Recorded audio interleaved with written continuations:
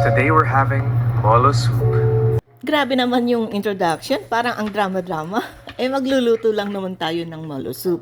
At ayan na nga, inihanda ko yung mga ingredients. Meron kaming pang chop pero hindi ko makita kung nasaan. Kaya minano-mano ko na lang yung pagcha-chop ng carrots at bawang. So habang bino-voice over ko to, itong si Sach mo ay kumandong sa akin. Kahapon nga, di ba? Sabi ko, after na mailakad ko si Sach mo, ay magluluto ako.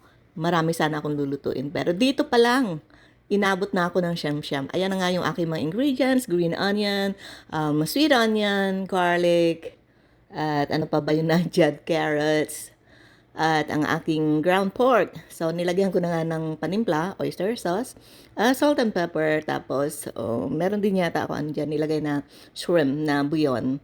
And isang itlog lang, and nilamas-lamas na. Pinakita ko naman, naghugas ako ng kamay, no. Nilagyan ko nga rin pala ng cornstarch yan para mas lalong mag-bind. At ayun na nga, mag-wrap na tayo. First time ko na gawin tong ganitong design at medyo nahihirapan ako. Iba't ibang design din talaga ang pag-wrap ng molo or wonton, pareho din yun. Ayan na nga, dyan sa gilid, kailangan ay binabasa din siya ng tubig para mag-stick siya together. At, finold lang ng triangle, and then yung pinakadulo ng bawat triangle ay sasalubungin natin. Kaya ayan, nakagawa ako ng ganyang design. So, kapag gusto nyo pa ng mga ibang design, ay check out nyo na lang sa YouTube, marami naman.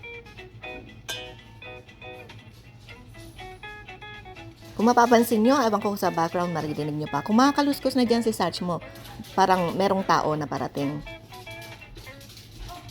Ayan na nga. Dumating ang aking manugang. Hindi ka magawa ng maayos to. At sabi nga, kapag may tiyaga, may nilaga. So, maglalaga na tayo ng ating wonton. Pero, ganito muna ang gagawin natin. May pa-approve pa siya, oh.